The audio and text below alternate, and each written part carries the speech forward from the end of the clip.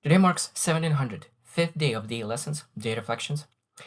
And today I'm going to speak about faith and really connect and reflect on that topic specifically because I was reflecting that this year I became a little bit more faithful and I grew in my spirituality in because for me spirituality and faith is of course considered the same, even though some people separate them. And I was reflecting about really how to measure your faith. And there were so many angles that I was reflecting on. And today will not be very specific because I just really want you to reflect on that topic in general.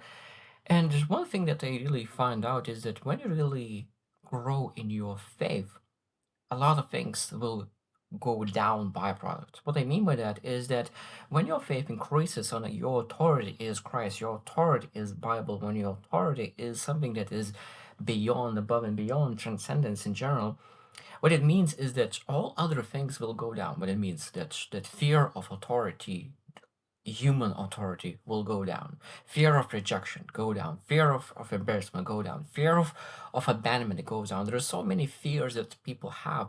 People pleasing will go down because the only authority is your faith. That's the most important authority, and all the things, all that the flesh desires goes down. It don't go down to zero, but its significant goes down. And I think that that is such a beautiful perspective to live by. When you increase your faith, all other bad things go down in proportion of your growth in your faith. Because when you look into the bad behaviors, bad fears, and if those fears are very, very high, that means that maybe we don't allocate our time properly to grow our faith. And that's maybe the time to really allocate our time to really develop that relationship with our faith, that all other things could potentially go down.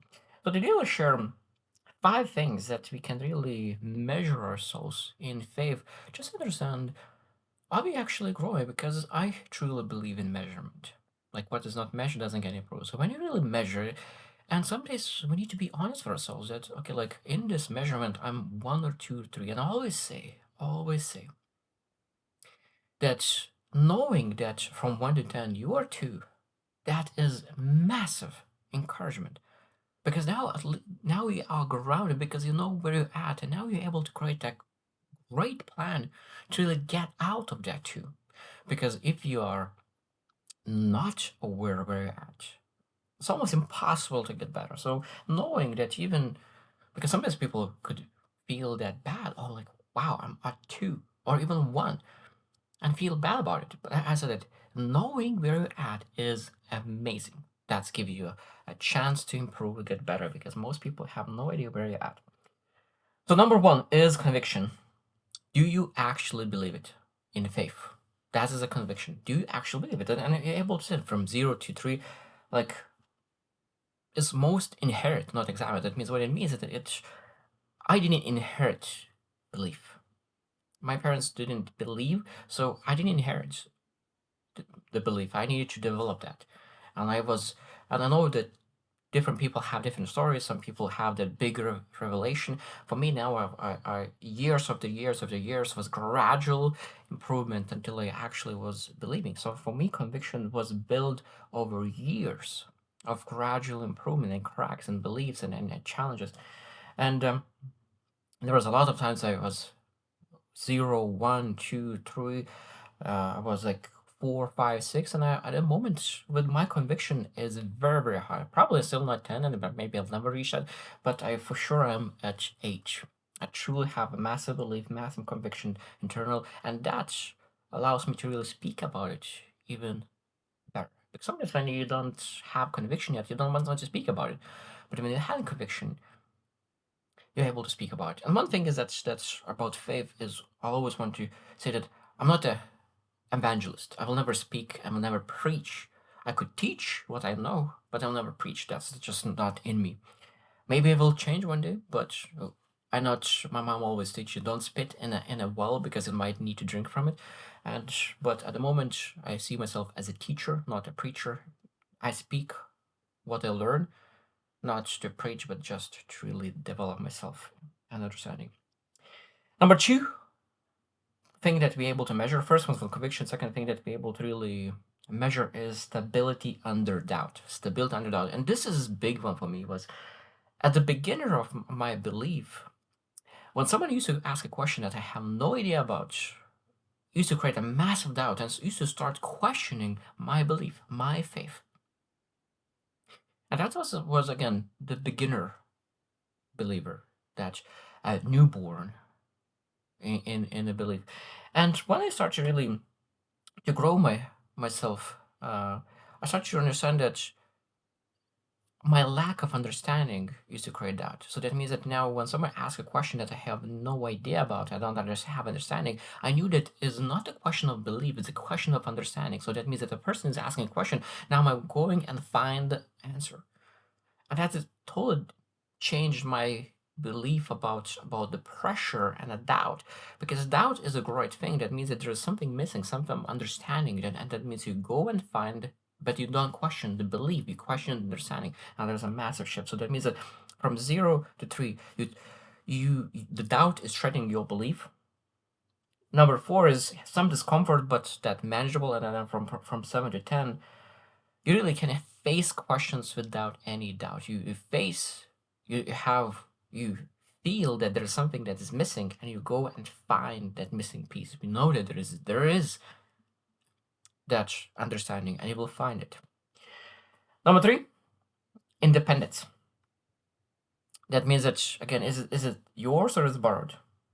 Because we can really look into in what environment your belief was built. In what environment? Does your old friends have a belief? If your family is religious or belief, is your old community? Because I think that we're able to really look into that belief was really put on you, it was chosen, or it's independently built, personally examined. And I think that's and personally examined known, because I have a very good friend right now, Christian, and he shared that he was grow up in a family that parents, pastors, they teaching and preach, and of course because of that, the belief was put on him, and he was struggling with that for a season of his life until he examined himself and he put himself in the shoes of person who doesn't believe fully. Because I think that if you really want to be a true believer, you need to be for a very short period unbeliever to understand what it means to not believe. And it's questioning what you believe is extremely, extremely important. And that means that you really look into your faith. We are, we need to always ask, did I personally examine it, or did I follow other people beliefs? Because that discernment of ideas or thoughts or perspectives is extremely important. And then again, the thing that we're able to measure is independence. So from 0 to 3 is like mostly taken from other people. 4 to 5 is partly chosen, and then of course from 7 to 10 is that I personally examined and own my belief. Number 4 is behavior consistency. Does that show up in your actions? And we know that when you look into the being a follower of Christ, that your faith is based on the love in your heart. It's not by works. But if you love and love is in your heart, you will have your works. So that means that sometimes people want to do the works and they think that they are Christians because of that. But Christian is a person who loves by heart, and because they love by heart, they do the works. But the intention is not the works. The intention is the love. And I think that that's a distinction is very, very important. And when we really have love in our heart, our behavior will be consistent. But when we do behavior without love, that behavior will be inconsistent, because you want to do the works, and you need willpower to do the works, to do the behavior. And again, this is a beautiful thing when we look into, okay, how our behavior, how consistent is that behavior. And if from 0 to 3 is mostly inconsistent, like from 4 to 6 is some alignment with my beliefs and my actions, and of course from 7 is there's a strong alignment, behavioral and beliefs and actions. And again, this is a part where we're able to really be very, very honest with ourselves. How is my actions at the moment? How is my works and deeds in the moment? Does it align with my beliefs or not yet? Because, as I said, it's not wrong to be low at the moment. What is wrong is not accepting where you're at. Otherwise, it's impossible to grow. And when we know where we are, when we're able to really increase our faith, increase our love in our heart, and that love in our heart will dictate and will increase our behaviors, as I said, because that's what we're looking for.